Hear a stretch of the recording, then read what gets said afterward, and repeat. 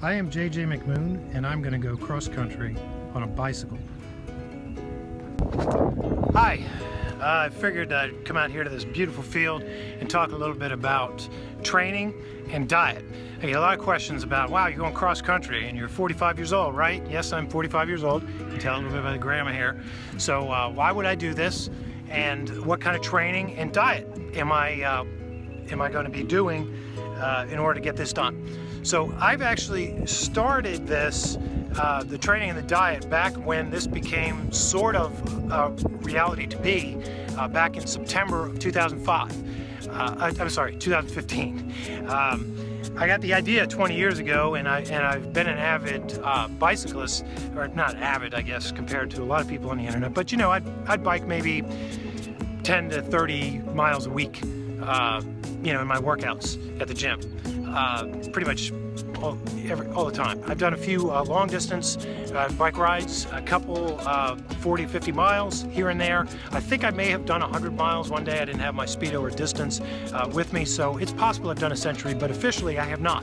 So why would I sign up for a project where I'm going to do 30 bike rides in a row that are longer than anything I've ever done? And the main reason is because I know that I can, and I want to.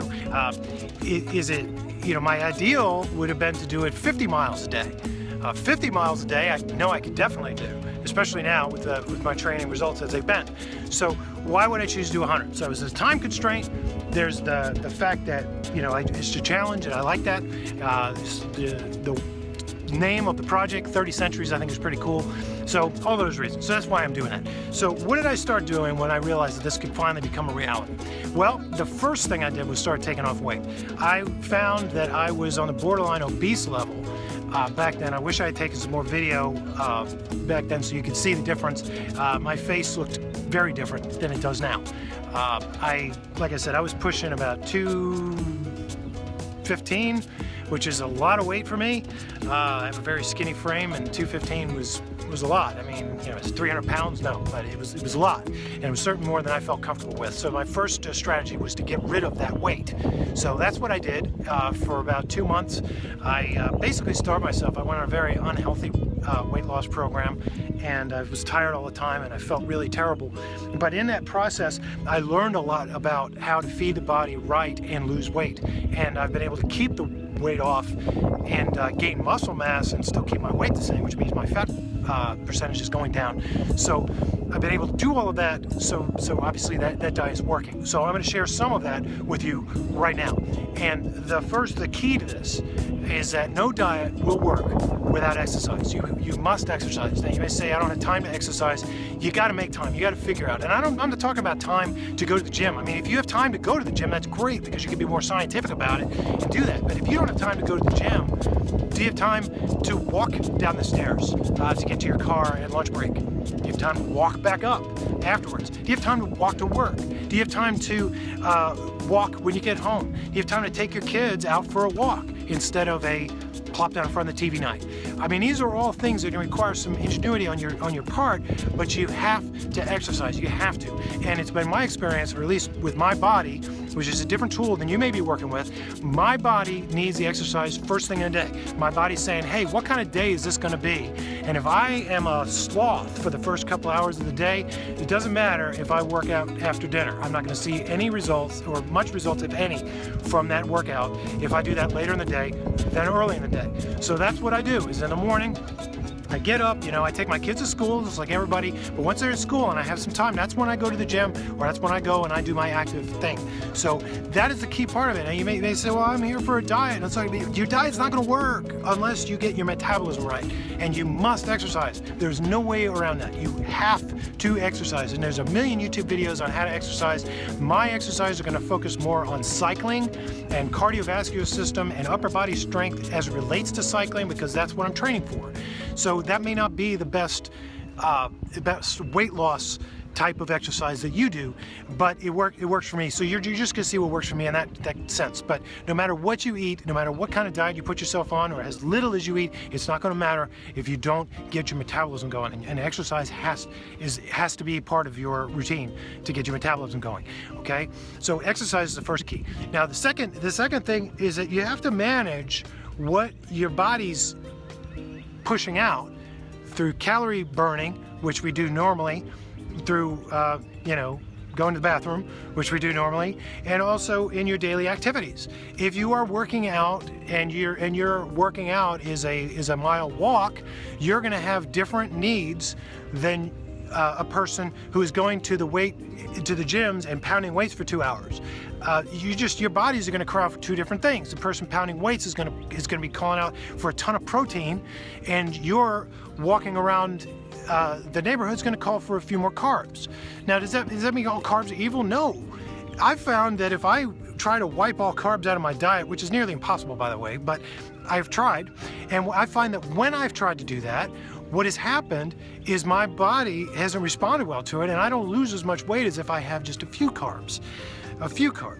So how have I started to figure out how many carbs I'm burning? Well, I don't know how to figure out how I'm burning at rest, but I do know that when I'm in the gym and I put on, I get on the machine, a cardio machine, and I get on there and it tells me at the end of my workout how much I burned. Well, there you go. Those are calories.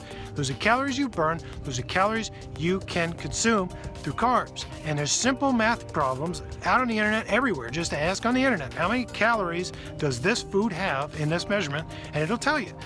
And so if you walked around and you got a calorie measurement from that, and it says, okay, I've burned 500 calories doing this exertive exercise, now I can have this 500 calories worth of whatever.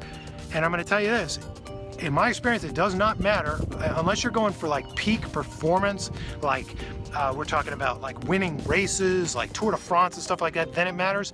But in day-to-day matters, it's not going to matter if you get your calories from a pound of broccoli or from a Krispy Kreme donut. So you can actually buy yourself a Krispy Kreme donut. And let's all face it, we all love Krispy Kreme donuts, okay? So now you get more nutrients and stuff out of the broccoli. Obviously, it's preferable to do that, but you can't live your life entirely in discipline. You have to have some chocolate every now and then. You do.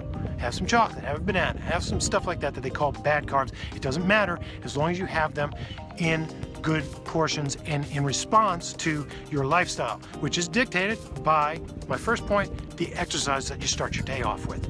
So that's extremely important, okay? So now, as far as the rest of it, our protein's great. I know people that eat so much protein, it's so bad for you. You have too much protein. Too much of anything is bad. Now, that's not to say you shouldn't load up on the proteins if you're doing massive weight pounding or whatever, but too much is a bad thing of anything. So what should you do? You should eat frequent and less. Frequent and less. It's a discipline at first, but your body gets used to it, and it's a lot easier to get used to it if you're working out first thing in the morning or exercising first thing in the morning. Whether you call it a workout, I call it a workout, you call it exercise, whatever you want to call it, okay? So what do we do? Well, I start off the day hungry. I like to work out when I'm hungry because I think mentally, now I may be wrong, but my body seems to do better losing weight or losing fat percentage, whatever you want to call that.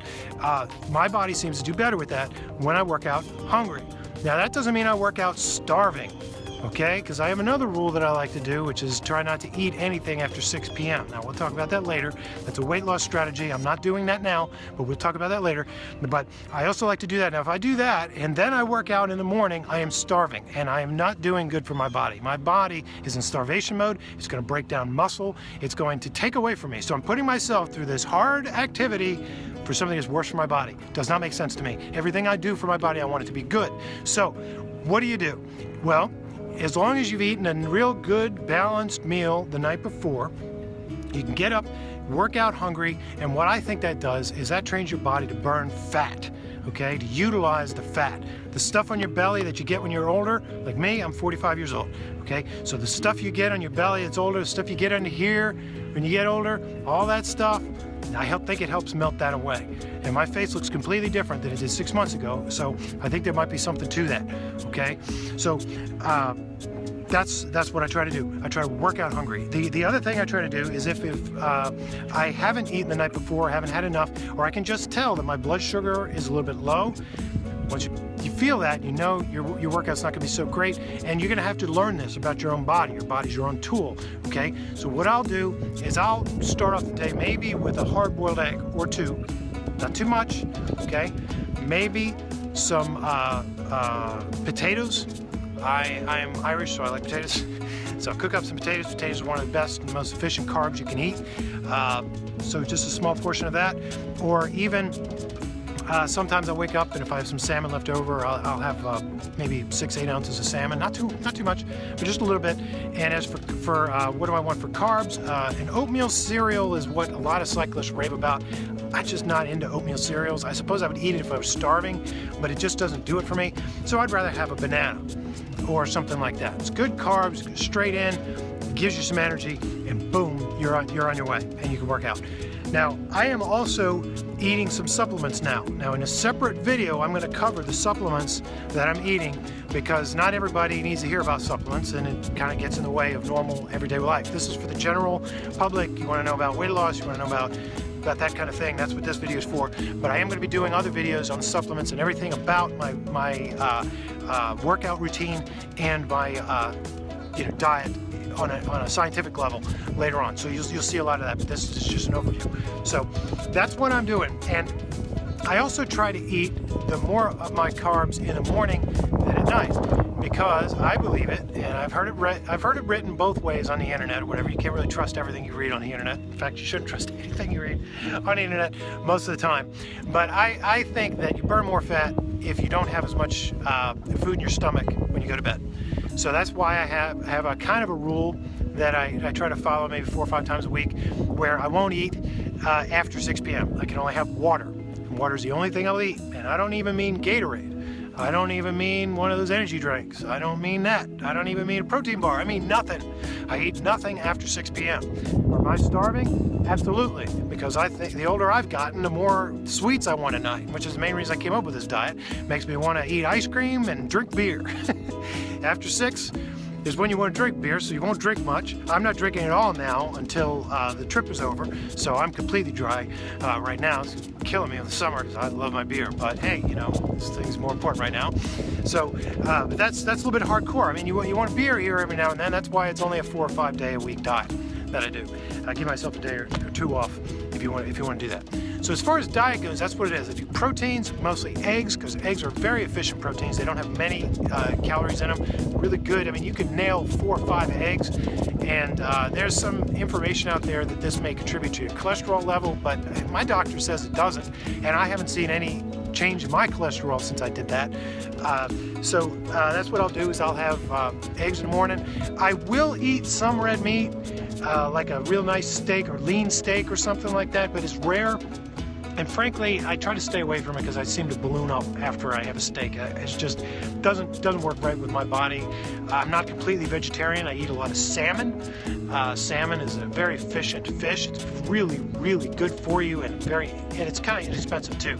And I like cooking it in a lot of different ways, and it goes with a lot of different types of food. So that's my thing. You find your thing. I don't eat chicken or any kind of poultry at all. I don't know what it is. I just don't like it, so I don't eat it.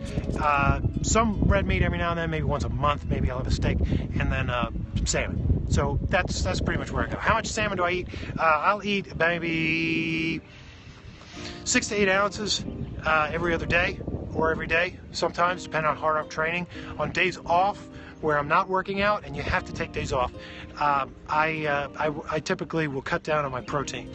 Or if I'm really sore, I'll actually beef up my protein. It depends on how hard the last day of workout was and how sore I am. I listen to my body for that. It's not a hard and fast rule about it. I've found that mostly you just listen to your body. Your body will tell you what you need to eat. Okay, so that's what I do, is just balancing carbs and proteins. I try to eat a lot of vegetables. I eat a lot of spinach. I love it. My son loves spinach, so I'm typically eating his leftovers, which is great because I wouldn't eat it otherwise. I eat a lot of corn. I eat a lot of beans. I eat chickpeas and stuff like that. In the winter months, I tend to live off of a vegetarian chili that I make with a lot of hot peppers in it. It helps you sweat it out. Feel really good, so that kind of thing. But in the summer, I don't have much of that. So that's pretty much what I'm doing for diet-wise. So my next video, I'm going to go into my what I do for training, basic training, and then we'll get into more specifics as time goes on. So thank you very much for joining me today. I'm JJ McMoon. I'm going cross country on a bicycle in 30 days in a multimedia project that's called 30 Centuries. Hope to see you tomorrow.